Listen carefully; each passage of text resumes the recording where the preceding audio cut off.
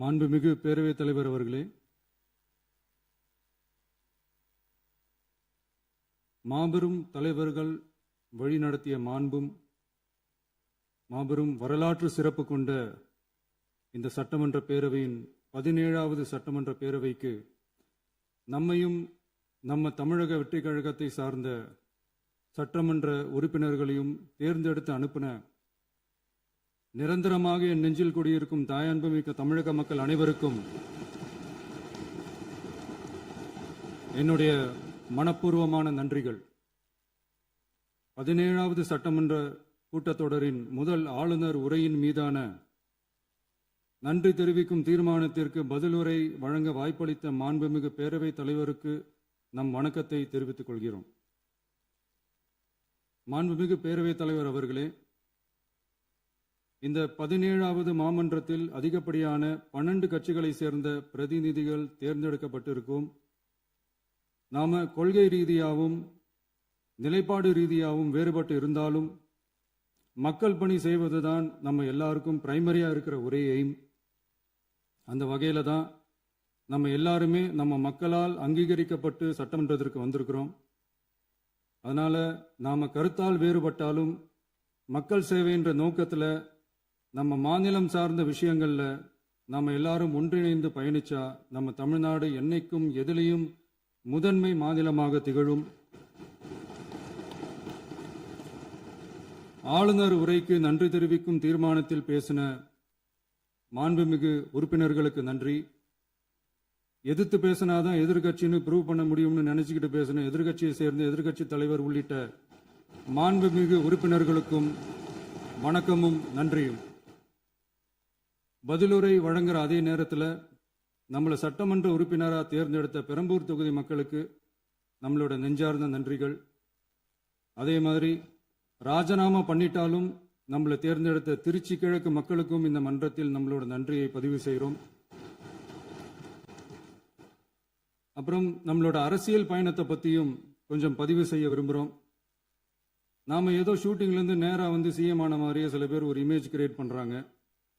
அவங்களுக்கு அவங்க ஆசைப்படுற லாங்குவேஜ்லேயே சொல்கிறோம், அது வெறும் ரீல் தான், ரியல் கிடையாது. ஒரு சாதாரண நடிகனாக நம்ம கெரியர் தொடங்குச்சு. அப்புறம் அப்படியே சின்சியராக உழைச்சி மேலே வந்தோம்.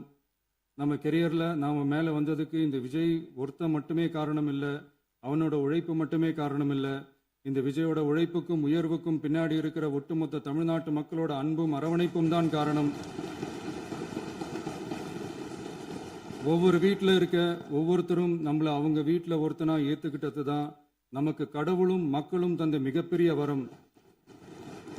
அதுக்காகவே கடவுளுக்கு சமமான நம்மளோட சொந்தங்களான தமிழக மக்கள் அனைவருக்கும் மீண்டும் மீண்டும் நன்றி.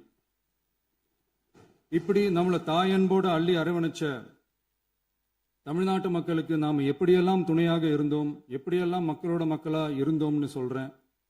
1990ஸ்லயே ரசிகர் மன்றமா இருந்தப்பவே மக்களுக்கு துணையா நிற்க ஆரம்பிச்சோம். அதுக்கப்புறம் நற்படி மன்றமாகவும் அதுக்கப்புறம் விஜய் மக்கள் இயக்கமாகவும் மாறி மக்களோட மக்களா நின்றுகிட்டு இருந்தோம். 2008 ஈழத் தமிழருக்கு ஆதரவா உண்ணாவிரதம் போராட்டம் செஞ்சோம். போர் முடிவுக்கு வரணும், நம்ம தொப்புள் கூடிய உறவுகளான ஈழத் தமிழர்களுக்கு பாதுகாப்பான நிம்மதியான ஒரு வாழ்வு கிடைக்கணும்னு அன்னைக்கே கோரிக்கை வச்சோம். 2009 ஆரம்பிச்ச விஜய் மக்கள் இயக்கம் வழியா நம்மளோட மக்கள் நல பணிகளை எக்ஸ்டெண்ட் அண்ட் எக்ஸ்பேண்ட் பண்ணிக்கிட்டே வந்தோம். கல்விக்கு துணையா இருந்தோம், சோசியல் சர்வீஸ் செஞ்சோம், வெள்ள நிவாரணத்தில் துணையா இருந்தோம், கொரோனா காலத்தில் மக்களுக்கு தோள் கொடுத்தோம். விலையில்லா விருந்தகம், குருதியகம், முட்டைப்பால் ரொட்டி திட்டம், விழியகம், பயிலகம், நூலகம், இப்படி பல வழியில மக்களுக்கு துணையா இருந்தோம். அப்புறம் நம்மளோட திரைப்படங்கள்ல நம்மளால முடிஞ்ச வரைக்கும் ஊழல் எதிர்ப்பை சொன்னோம், சமூக நீதியை சொன்னோம், கல்வியை பத்தி சொன்னோம், அரசியலை பத்தி சொன்னோம். அரசியலை பத்தி பேசுனதுனால நம்ம படங்கள் சந்திச்ச இதுவரைக்கும் சந்திக்கிற பிரச்சனையை பத்தி எல்லாருக்குமே தெரிஞ்சதுதான். இது மட்டும் இல்லாம 2011 நாகப்பட்டினத்தில் மீனவர் பிரச்சனைகளுக்கு ஆதரவா ஒரு பெரிய பொதுக்கூட்டம் நடத்தினோம். மீனவர்கள் மீதான தாக்குதலை கண்டிச்சு பேசி அதுல நம்மளோட எதிர்ப்பை பதிவு செஞ்சோம். 2017 ஜல்லிக்கட்டு போராட்டத்தில் தமிழர் பண்பாட்டு உரிமைக்கான நம்மளோட ஆதரவை தெரிவித்தோம். 2018 ஸ்டெர்லைட் போராட்டம் துப்பாக்கி சூட்ல பாதிக்கப்பட்ட நம்ம சொந்தங்களை நேர்ல சந்திச்சு ஆறுதல் சொன்னோம். 2021 உள்ளாட்சி தேர்தலில் விஜய் மக்கள் இயக்க வேட்பாளர்கள் போட்டியிட்டு ஜெயிச்சாங்க. கல்வி விருது விழா நடத்தி சிறந்த மதிப்பெண் பெற்ற மாணவ மாணவிகளுக்கு ஊக்கத்தொகையும் பரிசும் கொடுத்தோம். 2024 தமிழக வெற்றி கழகத்தை ஆரம்பிச்ச உடனேயே CAA-வை எதிர்த்து அறிக்கை விட்டோம். அரசியல் கட்சி ஆரம்பிச்சு விழுப்புரம் மாவட்டத்தில் விக்கிரவாண்டியில நம்மளோட முதல் மாநில மாநாட்டிய வெற்றி கொள்கை திருவிழாவை நடத்தினோம். தந்தை பெரியார், பெருந்தலைவர் காமராஜர், அண்ணல் அம்பேத்கர், வீரமங்கை வேலுநாச்சியார், மக்கள் சேவகர் அஞ்சலை அம்மாள்னு நம்மளோட 5 கொள்கை தலைவர்களை அறிவிச்சோம். இந்தியாவிலே 2 பெண் ஆளுமைகளை கொள்கை தலைவர்கள் அறிவிச்ச ஒரே கட்சி நம்ம டிவிக்கு மட்டும்தான் என்ற பெருமையோடு அறிவிச்சோம். பெரியார் சொன்ன மாதிரியே அவர் சொன்னதுல நமக்கு ஏற்புடையதை மட்டும் எடுத்துக்கிட்டோம். அவரோட கடவுள் மறுப்பு கொள்கையில நமக்கு உடன்பாடு இல்லைன்னு ஓப்பனா அறிவிச்சோம். நமக்கு கடவுள் நம்பிக்கை உண்டுன்னு அறிவிச்சோம். யாரோட நம்பிக்கைக்கும் நாம் எதிரானவங்க இல்லைன்னு தெளிவா அறிவிச்சோம். பெண் கல்வி, பெண்கள் முன்னேற்றம், சமூக சீர்திருத்தம், சமூக நீதி, இப்படி பெரியாரோட கருத்துக்களை நிறையவே ஏத்துக்கிட்டோம்னு அறிவிச்சோம். அண்ணல் அம்பேத்கரோட சம வாய்ப்பு, சமநீதி, சமத்துவத்தை ஃபாலோ பண்ணுவோம்னு அறிவிச்சோம். பெருந்தலைவர் காமராஜரோட மதச்சார்பின்மையை ஏத்துக்கிட்டதோட அவரோட நேர்மையான நிர்வாகத்தையே ஒரு கொள்கையா ஏத்துக்கிட்டோம்னு அறிவிச்சோம். வீரமங்கை வேலு நாச்சியாரோட மண் மீட்பையும் சமூக நல்லிணக்கத்தையும் பின்பற்றுவோம்னு அறிவிச்சோம். மக்கள் சேவகர் அஞ்சலை அம்மாளோட விடுதலை வேட்கையையும் மக்களோட வாழ்வாதாரத்துக்காக உறுதியாக நிற்கிறதையும் பின்பற்றுவோம்னு சொன்னோம். எல்லாருக்கும் எல்லாமும் கிடைக்கணும், எம் மதமும் நம் மதம்னு சொல்லி மதச்சார்பற்ற சமூக நீதி தான் நம்ம கொள்கைன்னு அறிவிச்சோம். நம்ம கொள்கை எதிரி யாரு, அரசியல் எதிரி யாருன்னு ஓப்பனா அறிவிச்சோம். எல்லாத்துக்கும் மேல பிறப்புக்கும் எல்லா உயிருக்கும்ன்றத நம்மளோட அடிப்படை அரசியல் கோட்பாட்டா அறிவிச்சுட்டு தான் அரசியலுக்கே வந்தோம். நம்ம மதுரை மாநாட்டில் நம்மளோட தேர்தல் அரசியல் மற்றும் ஆட்சி அதிகார அரசியல் வழிகாட்டியா அறிஞர் அண்ணாவையும் புரட்சி தலைவர் எம்ஜிஆரையும் ஏத்துக்கிட்டதா அறிவிச்சோம். அப்புறம் இன்னனையும் நாம் இங்க பதிவு செஞ்சே ஆகணும். எல்லாரும் கட்சி ஆரம்பிச்சுட்டு தான் ஒவ்வொரு வீட்டுக்குள்ளேயும் போவாங்க. ஆனா நாம ஒவ்வொரு வீட்டுக்குள்ளேயும் போனதுக்கு அப்புறம் தான் கட்சியவே ஆரம்பிச்சிருக்கிறோம். ஒவ்வொரு வீட்டில் ஒவ்வொருத்தரும் நம்மள அவங்க பிள்ளையா, மகனா, அண்ணனா, தம்பியா ஏத்துக்கிட்டதும் இயல்பா நடந்துச்சு. தமிழ்நாட்டு மக்களோட மனசுக்குள்ள போறதுக்கு நாம பட்ட பாடு நமக்கு மட்டும்தான் தெரியும். இதெல்லாம் புரிஞ்சாலும் புரியாத மாதிரி இருக்கிறவங்க தான் நம்மள நடிகன் என்று சொல்லியும் நம்ம கட்சிய நடிகன் கட்சின்னு சொல்லியும் சில நக்கல், நையாண்டி இதெல்லாம் பேசுவாங்க. அதை பத்தி நமக்கு கவலை இல்லைன்னு. இப்படி நம்ம அரசியல் பயணம் ரொம்ப டிரான்ஸ்பரண்டா தான் ஆரம்பிச்சிருக்கு. இந்த 2026 தேர்தலில் கூட்டணியே இல்லாமல் தனியா நின்னோம். மக்கள் நம்மள தெளிவா புரிஞ்சுக்கிட்டதாலையும் நம்ம டிவிகே தோழர்களோட உழைப்பாலையும் நாம 35% வாக்குகளை வாங்கினோம். 1,72,00,000 வாக்குகளோட தமிழ்நாட்டிலேயே தனி பெரும் கட்சியா வந்தோம். தமிழக மக்களாலையும் நம்மளோட ஆதரவு இயக்கங்களாலையும் இதோ இன்னைக்கு இங்க நம்ம டிவிகே ஆளும் கட்சியா உட்கார்ந்துருக்கிறோம். இந்த ஆளும் கட்சியா ஆனதும் அவ்வளவு சாதாரணமாலாம் நடந்துடல. 2.25 வருஷத்துல ஆட்சிக்கு வந்துட்டீங்கன்னு ரொம்ப கிண்டலா கேலியா சிலர் பேசுறாங்க. எங்களோட இந்த 2.25 வருஷ டிராவல்ல எவ்வளவு வலியும் வேதனையும் இருக்குது.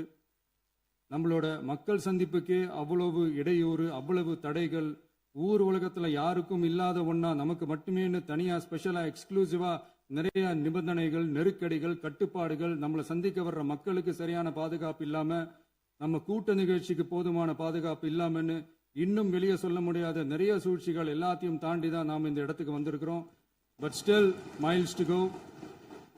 நம்ம டிராவல்ல எல்லாத்துக்கும் உச்சமா நம்மளோட சொந்தங்கள், நம்மளோட உறவுகள், 41 பேர் கரூர் சம்பவத்தில் இழந்த வேதனை எல்லாம் எப்படி சொல்றதுனே தெரியல. நம்ம மனசை விட்டு என்னைக்கும் அந்த வலியும் வேதனையும் நீங்கவே நீங்காது. அதுலயும் நம்ம மேலேயே பழி போட்ட கொடுமையெல்லாம் இருக்கும் பாருங்க, அதெல்லாம் வேற லெவலுங்க. என்னத்துக்கு அப்படியெல்லாம் செஞ்சாங்கன்னு தெரியல. அரசியல்னா இப்படியெல்லாம் கொடூரமா இருக்கணுமா என்ன? சரி விடுங்க. இந்த விஜய் இவனோட மக்களுக்காக எதையும் தாங்க தயாராகிட்டான். இவ்வளவு பெயின்ஃபுல்லான நம்ம பொலிட்டிக்கல் டிராவல்ல நம்மளோட மிகப்பெரிய ஆறுதலும் பலமும் என்ன தெரியுமா? என் நெஞ்சில் குடியிருக்கும் என்னோட தமிழ்நாட்டு மக்களும் என் உயிருக்கு உயிரான என்னோட தோழர்களும் தான். அவங்களோட பலத்தால தான். அன்னைக்கு 1967 முன்னாள் முதல்வர் மாண்புமிகு அறிஞர் அண்ணா அவர்கள் தலைமையில் அமைஞ்ச சாமானியர்களோட ஆட்சி மாதிரி 1977 முன்னாள் முதல்வர் மாண்புமிகு புரட்சி தலைவர் எம்ஜிஆர் அவர்கள் தலைமையில் அமைஞ்ச மிக சாமானியர்களோட ஆட்சி மாதிரி இதோ இன்னைக்கு அதே வரிசையில 2026 சட்டமன்ற தேர்தலில் இந்த விஜயோட தோழர்கள் இடம்பெற்ற ஒரு மிக மிக சாமானியர்களின் ஆட்சி அமைஞ்சிருக்கு. வாகை சூடும் வரலாறு திரும்பி இருக்கிறது. இப்படி ஒரு தீர்ப்பை மக்கள் அளிச்சதுனாலதான் தமிழக வரலாற்றில் ஒரு மகத்தான கூட்டணி ஆட்சியை நாம் அமைச்சிருக்கிறோம். இளைஞர்களால என்ன செய்ய முடியும், பெண்களால என்ன செய்ய முடியும்னு கேட்டவங்களுக்கான பதில் தான் இன்னைக்கு அமைஞ்சிருக்கிற நம்ம ஆட்சி. ஒரே ஒரு குடும்பம் மட்டும் முக்கியம்னு சொல்றது நம்மளோட ஆட்சி அதிகார அரசியல் இல்ல. தமிழ்நாட்டில் இருக்கிற ஒவ்வொரு குடும்பமும் முக்கியம்னு சொல்றது தான் நம்ம அரசியல். நம்மளோட ஆட்சி அதிகாரம் அதான் நம்மளோட மனசாட்சி உள்ள மக்களாட்சி. இந்த 2026 தேர்தலில் யாராலும் உடைக்கவே முடியாதுன்னு சொன்ன மதத்தை உடைச்சோம், சாதியை உடைச்சோம், முக்கியமா காசு கொடுத்து ஓட்டு வாங்குற ஒரு நச்சு கலாச்சாரத்தையே சுக்கு நூறா தூள் தூளா உடைச்சிருந்தோம். நாம கிளீன் கவர்னன்ஸ் அண்ட் குட் கவர்னன்ஸ்ல உறுதியா இருக்கிறோம். இப்ப மட்டும் இல்ல, எப்பவுமே இப்படிதான் இருப்போம். இதுல 100% இது உண்மைன்றதுனாலதான் பாரம்பரியமான தினத்தந்தி பத்திரிகை ஊழலின் ஊற்றுக்கண் அடைக்கப்படுகிறதுன்னு 16/6/2026 அன்னைக்கு ஒரு தலையங்கமே எழுதியிருக்கு. ஒரு தவறு செய்தால் அது தெரிந்து செய்தால் அவன் தேவன் என்றாலும் விடமாட்டேன் என்று எம்ஜிஆர் அன்று பாடினார். அதை இன்று விஜய் செயலில் காட்டுகிறார்னு அந்த எடிட்டோரியல்ல எழுதியிருக்கு. இந்த நேரத்தில் தினத்தந்திக்கு நம்மளோட நன்றியை தெரிவிச்சுக்கிறோம். அரசியலுக்கு வந்து 2 வருஷம் தான் ஆகுது. உங்களுக்கு என்ன தெரியும், உங்களால என்ன முடியும்னு கேலியா கேட்டவங்களுக்கு தினத்தந்தியோட பதிலை இப்போதைக்கு போதும்னு நினைக்கிறேன். என்னென்னமோ செய்வான்னு சொல்றானே இந்த விஜய், பல வருஷமா இருக்கிற ஒரு பதவி வெறி பிடிச்ச அரசியலை உடைச்சி எப்படி செய்வான்னு நம்ம மக்களை யோசிச்சிருவாங்க. இதோ இப்போ நம்ம மக்களுக்கு புரிஞ்சிருக்கும். இப்பவும் சொல்றோம், இது வெறும் ஆரம்பம் தாங்க. இந்த மாபெரும் சபையிலிருந்து கேட்கிற மக்களே, நமக்கு கொஞ்சம் அவகாசம் கொடுங்க. இதுக்கு முன்னாடி, அதாவது 2017 கடைசியில இருந்து 2026 ஏப்ரல் வரைக்கும் இருந்த புண்ணியவான்கள் ஆட்சியில ஒவ்வொரு டிபார்ட்மெண்ட்லயும் போட்ட ஏராளமான ஓட்டைகளை அடைச்சிக்கிட்டே படிப்படியா மக்களுக்கு நல்லதையும் செஞ்சுக்கிட்டே வருவோம். அதனாலதான் நமக்கு எதிரா யாரோ சேரவே மாட்டாங்கன்னு நினைச்சவங்க எல்லாம் ஒன்னா சேர்றாங்க. நம்ம ஆட்சிக்கு டேட்டு குறிக்கிறாங்க.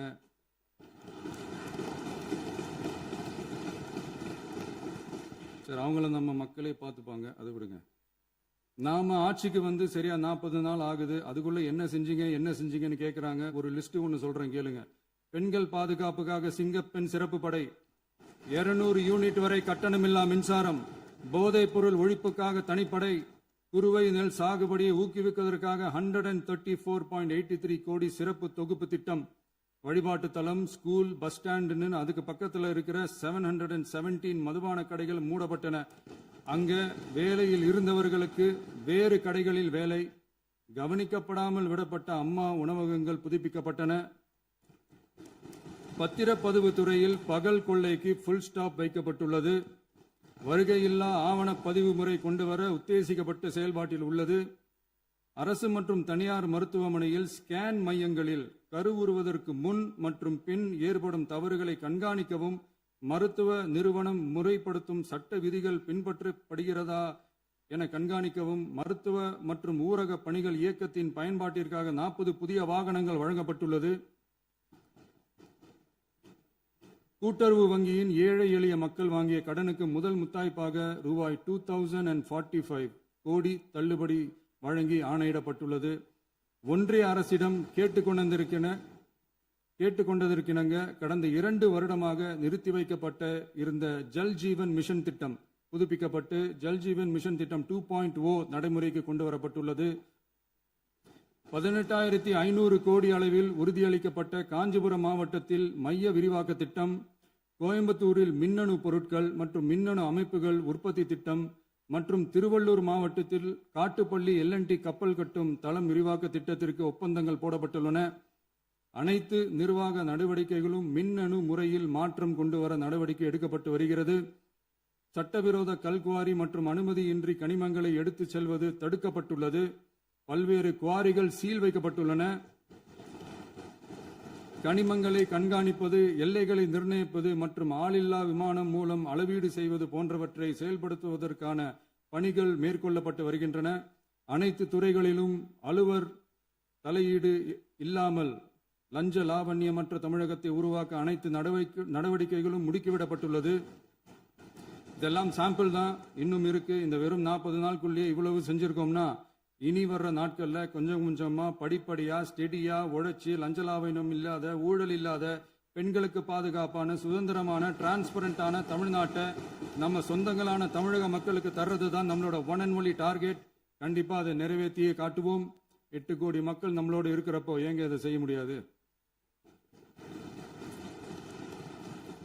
மாண்புமிகு பேரவைத் தலைவர் அவர்களே, தமிழ்நாட்டின் கருவூலம் எப்படி திசை மாறி உருமாறி தேய்ந்து ஓய்ந்து கிடைக்கிறதுன்னு சொன்னாங்க. திசை மாறி உருமாறி தேய்ந்து ஓய்ந்துன்னு வசனம் மாதிரி ரைமிங்கா இல்லாம வளமான இலக்கியமா இதே சபையில பேசினவங்களோட திறமையான ஆட்சியில நடந்த நிதி மேலாண்மையை பத்தி வெள்ளை அறிக்கையா வெளியிட்டோம். வெள்ளை அறிக்கை வந்ததிலிருந்தே கண்ணை கட்டுதுங்க. அந்த காலத்துலதான் பிள்ளையோ பிள்ளை, தொல்லையோ தொல்லைன்னு சொன்னாங்க. அதே மாதிரி தாங்க அவங்க ஆட்சியாலையும் அவங்களாலையும் இன்னைக்கு தமிழ்நாட்டுக்கே தொல்லையோ தொல்லை. இப்படி ஒரு நிலைமையை உண்டாக்கி வச்சுட்டு இவங்க சொல்றாங்க நமக்கு ஆட்சி செய்ய தெரியாதுன்னு. நம்ம அமைச்சர்களுக்கும் நம்ம சட்டமன்ற உறுப்பினர்களுக்கும் ஒன்னும் தெரியாதுன்னு. ஆமாங்க, எங்களுக்கு தெரியாதுதான். எங்க சட்டமன்ற உறுப்பினர்களுக்கும் அமைச்சர்களுக்கும் மக்கள் பணி செய்ய தெரிஞ்ச அளவுக்கு மக்கள் பணத்தை சுருட்ட தெரியாதுதான்.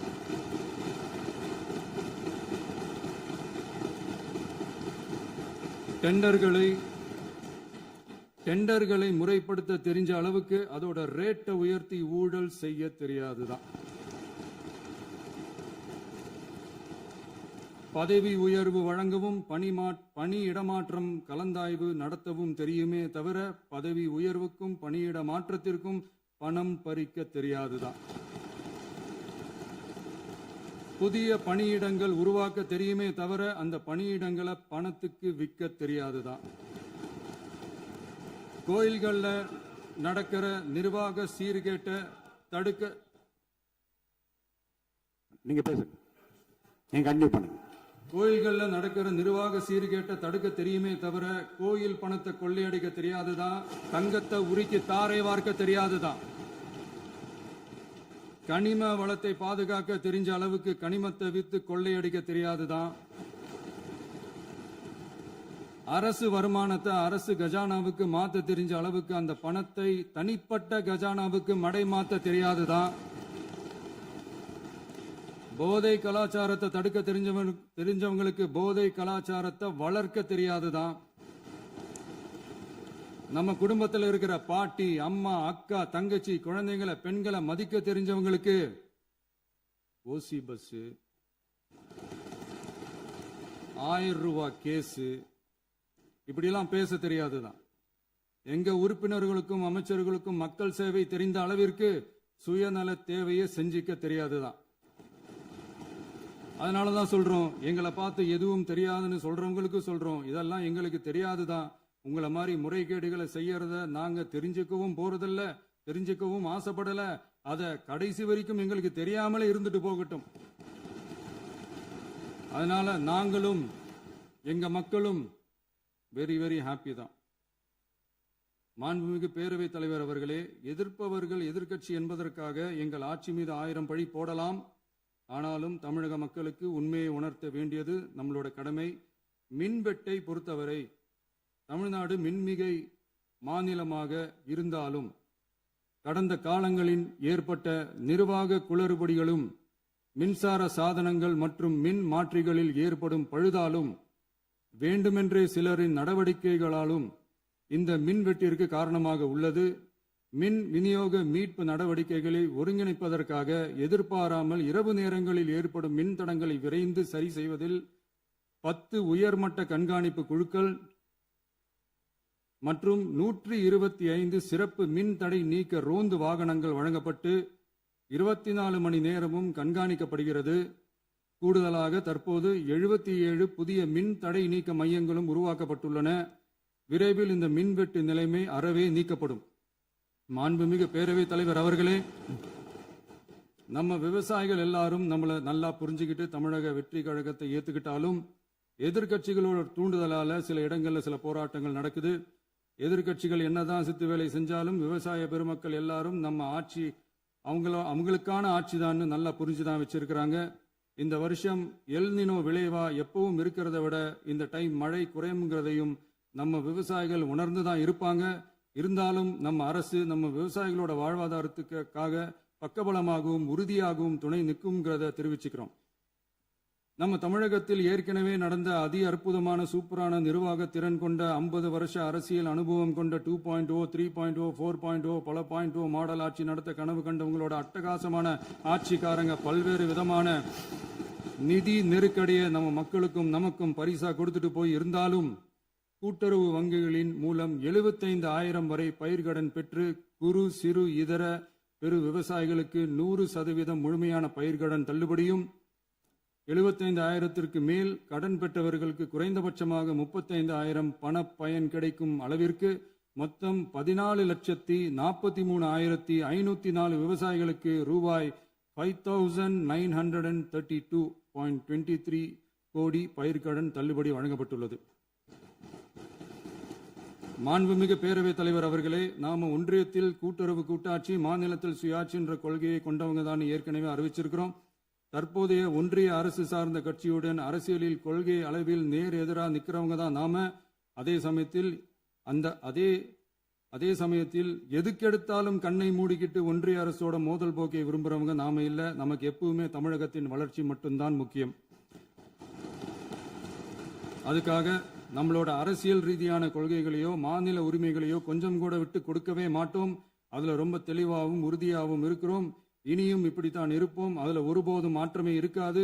அதனால இதுல யாரு திசை திருப்ப வேலையில் ஈடுபட்டாலும் அவங்க எல்லாரும் மக்கள் மத்தியில் தோற்பது உறுதி. எனவே நம்ம மக்களுக்கோ சிறுபான்மை சகோதரர்களுக்கோ நம்ம ஆதரவு இயக்கங்களுக்கோ எந்தவித சந்தேகமும் வேண்டாம். நாம் யாரோட டீமும் இல்ல. நாம எப்பவுமே பியூரான பீப்புள்ஸ் டீம். இன்னும் சொல்ல போனா நாம secular team, social justice team. மாண்புமிகு பேரவைத் தலைவர் அவர்களே, அரசு விழாக்கள், கல்வி நிறுவனங்கள் மற்றும் பல அதிகாரப்பூர்வ நிகழ்ச்சிகளோட தொடக்கத்தில் நம்ம தமிழ்தாய் வாழ்த்த பாடுறது தான் வழக்கமா இருக்கு. தமிழ்தாய் வாழ்த்த பொறுத்த வரைக்கும் நம் அரசு இதுல நம்மளோட உறுதியான நிலைப்பாட்டை ஒன்றிய அரசுக்கு மிக தெளிவா தெரிவிச்சிருக்கு. அது இல்லாம இதில் மாநில அரசின் கொள்கைக்கு ஏற்ப ஒன்றிய அரசின் அறிவிக்கையில் திருத்தம் மேற்கொள்ள கோரிக்கையும் விடுக்கப்பட்டுள்ளது. நீட் தேர்வை பொறுத்தவரை கிராமப்புற மற்றும் பொருளாதார ரீதியாக பின்தங்கிய மாணவர்களுக்கு சமமான வாய்ப்பை வழங்குவதில்லை. மருத்துவ கல்வியில் சமூக நீதி மற்றும் சம வாய்ப்பை நீட் பாதிக்கிறது என்பதை உணர்கிறோம். எனவே மருத்துவ படிப்புகளுக்கான சேர்க்கையை 12ஆம் வகுப்பு மதிப்பெண்களின் அடிப்படையில் நடத்த வேண்டும் என்று நமது அரசு வலியுறுத்தி வருகிறது. மத்திய அரசிடம் நீட்டிலிருந்து தமிழ்நாட்டிற்கு விலக்கு வழங்க வேண்டும் என்று கோரிக்கை விடுத்துள்ளது. மாண்புமிகு பேரவைத் தலைவர் அவர்களே, பேரறிஞர் அண்ணா அவர்கள் தலைமையிலான அரசு 1968 இருமொழி கொள்கையை நடைமுறைப்படுத்தியது. தமிழ் ஆட்சி மொழி, தமிழ் மொழியை பாதுகாப்பது, மாணவர்களுக்கு ஆங்கிலத்தின் மூலம் உலக அளவிலான வாய்ப்புகளை வழங்குவது, எந்த ஒரு மொழியையும் கட்டாயமாக திணிப்பதை தவிர்ப்பது மற்றும் எதிர்ப்பது, நிலத்தின் மொழி மற்றும் பண்பாட்டு அடையாளத்தை பேணுவது என்பதை நம் தமிழக வெற்றிக் கழக ஆட்சி ஏற்றுக்கொண்டுள்ளது. எனவே தமிழ்நாட்டில் தமிழ் ஆட்சி மொழி மற்றும் இருமொழி கொள்கை என்பதில் நமக்கு மாற்று கருத்தே இல்லை. மாண்புமிகு பேரவைத் தலைவர் அவர்களே, கடந்த 11/6/2026 அன்று நடந்த நிதி ஆயோக் கூட்டத்தில் தமிழ்நாடு அரசின் சார்பாக கலந்து கொண்டு வறுமையற்ற தமிழ்நாடு இயக்கம் உருவாக்க தேவையான நிதியையும், தமிழ்நாட்டுக்கு 2 எய்ம்ஸ் மருத்துவமனைகளை தருமாறும், மருத்துவம் மற்றும் பல் மருத்துவ படிப்பிற்கு 12ஆம் வகுப்பு மதிப்பெண் அடிப்படையில் இடங்களை நிரப்புதல் குறித்தும், செயற்கை நுண்ணறிவு தொடக்க நிறுவன வளர்ப்பு மையங்கள் தமிழ்நாட்டில் அமைக்கவும், இளைஞர் திறன் மற்றும் வேலைவாய்ப்பு இயக்கம் செயல்படுத்த வேண்டியும், பெண்கள் தலைமையிலான வளர்ச்சி குறித்தும், மீனவ சமுதாயங்களின் வாழ்வாதாரம் மற்றும் மீன்பிடி படகுகள் மற்றும் மீனவர்களை விடுவித்தல் குறித்து நிரந்தர நடவடிக்கை எடுக்க வேண்டியும், காலநிலை தாங்கும் தன்மை பெருந்திட்டம் 2045 கீழ் விண்வெளி உற்பத்தி மையத்தை தேசிய விண்வெளி உற்பத்தி மையமாக அறிவிக்க கோரியும், தமிழ்நாட்டில் சாலை போக்குவரத்து, நெடுஞ்சாலை மற்றும் ரயில்வே அமைச்சகத்தின் மேம்பாட்டு குறித்தும், அனைத்து கிராமங்களையும் டிஜிட்டல் இணைப்பு வசதி ஏற்படுத்துதல் குறித்தும், கூட்டு குடிநீர் திட்டம் தொடரவும், அரசின் விழாக்களில் தமிழ்தாய் வாழ்த்துக்கான முதலிடத்திற்கான கோரிக்கையும், மேகதாது அணை கட்டுமான நிறுத்தத்தை உறுதிப்படுத்தவும், மாநிலத்தின் மீது மும்மொழி கொள்கையை வற்புறுத்தாமல் புதிய கல்விக் கொள்கையை திணிக்காமல் தமிழகத்திற்கான கல்வித்தொகை ரூபாய் 3284 கோடியை விடுவிக்க கோரியும், ஆண்டுதோறும் 5 லட்சம் இளைஞர்களுக்கு உதவித் தொகையுடன் கூடிய பணியினை தொழில்நுட்ப பயிற்சி வழங்க ஒத்துழைப்பு வழங்குமாறும், ஒகேனக்கல் 3ஆம் கட்ட கூட்டு குடிநீர் திட்டத்திற்கான நிதி ரூபாய் 2283.40 விடுவிக்கவும், வேலை வாய்ப்பு மற்றும் வாழ்வாதாரத்துக்கான உத்தரவாத திட்டத்தின் கீழ் வேலை வாய்ப்புகளை உருவாக்க உடனடி நடவடிக்கை மேற்கொள்ள வேண்டியும் மற்றும் திருக்குறளை தேசிய இலக்கியமாக அறிவிக்குமாறும் தமிழ்நாடு சார்பில் பேசியுள்ளோம் என்பதை தெரிவித்துக் கொள்கிறோம். மாண்புமிகு பேரவைத் தலைவர் அவர்களே, அண்டை மாநிலங்களுடனான நட்புறவு ஒரு மாநிலத்தின் வளர்ச்சிக்கும் நாட்டின் ஒற்றுமைக்கும் மிகவும் அவசியமானது. தமிழ்நாடு தனது அண்டை மாநிலங்களுடன் நதி நீர் பங்கீடு, பொருளாதாரம், கல்வி, கலாச்சாரம் மற்றும் போக்குவரத்து துறைகளில் நல்லுறவை பேணி வருகிறது. பரஸ்பர மரியாதை, ஒத்துழைப்பு மற்றும் கூட்டாட்சி தத்துவத்தின் அடிப்படையில் அண்டை மாநிலங்களுடனான நட்புறவை வலுப்படுத்தவும் நமது ஆட்சியில் காக்கப்படுகிறது. மாண்புமிகு பேரவைத் தலைவர் அவர்களே, சட்டம் ஒழுங்கை பற்றி பேச்சு வந்தது. சட்டம் ஒழுங்கு சரியா இருக்கணும் அப்படின்றதுல எங்களுக்கு மாற்று கருத்தே கிடையாது. கண்டிப்பா லா அண்ட் ஆர்டர் கரெக்டா இருக்கணும், கரெக்டா இருக்கும், இருக்க வைப்போம். அதே மாதிரி பெண்கள் பாதிக்கப்படுறதையும் இங்க யாராலையும் சகிச்சுக்கவே முடியாது. அதுக்கான கடுமையான நடவடிக்கைகள் நம்ம அரசு எடுத்துக்கிட்டு இருக்கிறோம். இந்த சிங்கப்பெண் சிறப்பு அதிரடிப்படை கூட அதுக்கான ஒரு ஃபர்ஸ்ட் ஸ்டெப் தான். அதே மாதிரி இந்த போதைப் பொருள் நடமாட்டம், அதை கண்ட்ரோல் பண்றதுக்கும் நம்ம அரசு கடுமையான நடவடிக்கைகள் எடுத்துக்கிட்டு இருக்கிறோம். அதையும் கண்டினியூ பண்ணி எடுப்போம். மாண்புமிகு பேரவைத் தலைவர் அவர்களே, இப்ப நான் சொன்ன இந்த பிரச்சனைகள்லாம் 2026 போன மாசம் மே மாசம் 10ஆம் தேதி புதுசா வந்துடல. இதெல்லாம் பல வருஷமா இருக்கிற பிரச்சனைகள் தான், பல வருஷமா கண்டுக்காம விட்ட பிரச்சனைகள் தான். இன்னைக்கு எதிர்கட்சிக்காரங்க அதை பத்தி கேட்கும் போது எனக்கு அது அக்கறையா தெரியல, அவதூறு அரசியலா தான் தெரியுது, பழி போடுற அரசியலா தான் தெரியுது. இப்படி அவதூறு பழி போடுறவங்களை பார்த்து ஒன்னே ஒன்று தான் கேட்கணும்னு தோணுது. கடந்த 9-10 மாசமா நம்ம ஸ்டேட்ல சட்டம் ஒழுங்கு டிஜிபியே இல்லை. சட்டம் ஒழுங்கு டிஜிபியை போடுங்கன்னு சொல்லி எல்லாம் ஓஞ்சி போயிட்டோம். போன ஆட்சியில் நடந்ததுக்கெல்லாம் இப்பதான் விடையே கண்டுபிடிக்கிறோம் நம்ம ஆட்சியில்.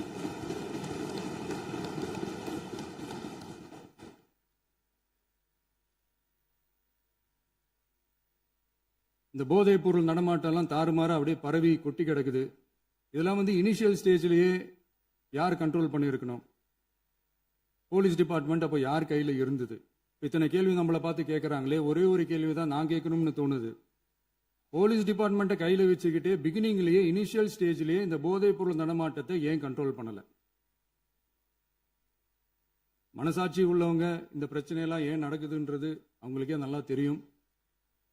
இன்னைக்கு சட்டம் ஒழுங்கை பத்தி கேள்வி கேட்கக்கூடாதா அப்படின்னா தாராளமா கேட்கலாம். இது ஜனநாயக அரசு, மன்னராட்சியெல்லாம் கிடையாது, மனசாட்சி உள்ள மக்களாட்சி.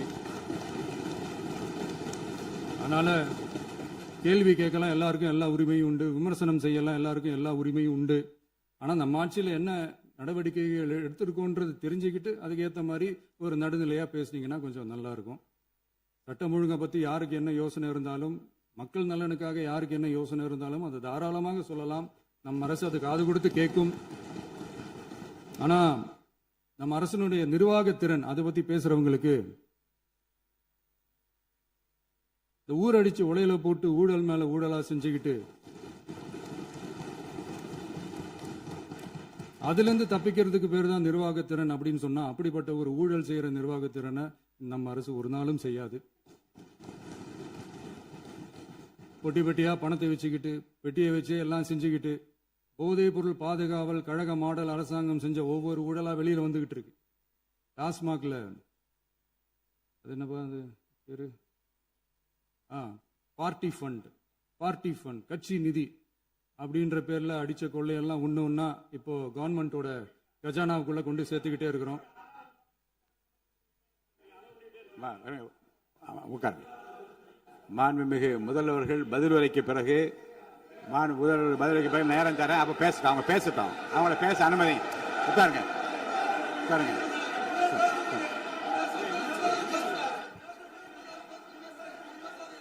மாண்புமிகு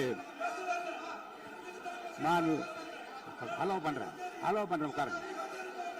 மாண்பு உறுப்பினர்கள், நீங்க இங்க உட்காருங்க, அமைதியா உட்காரு. நீங்க எல்லாம் உட்காருங்க. உட்காருங்க, உட்காருங்க. மாண்புமிகு நீங்க எல்லாரும் உட்காருங்க, உட்காருங்க. அமைதியா உட்காருங்க. இருங்க, உட்காருங்க. அப்புறம் நீங்க என்ன உட்காருங்க. நான் கொடுக்க உட்காருங்க. நான் பாயிண்ட் ஆஃப் வார கொடுங்க. நான் கொடுக்குறேன்.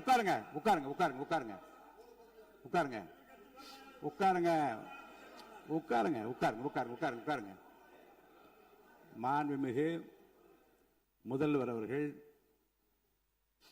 போர்வையாக நிதானமாக சொல்லிக்கொண்டே இருக்கிறார். நீங்க குறிப்பெடுத்து வைத்துக் கொள்ளுங்கள். பேசி முடித்தவுடன் நான் உங்களுக்கு அவகாசம் தருகிறேன். நீங்க ஒண்ணு சொல்லுங்க, என்ன என்பது நீங்க சொல்லுங்க. உங்க சொல்லுகிற வாய்ப்பை நான் உங்களுக்கு தருகிறேன். இப்பொழுது மாண்புமிகு முதலமைச்சர் உங்கள் உரையை தொடரலாம்.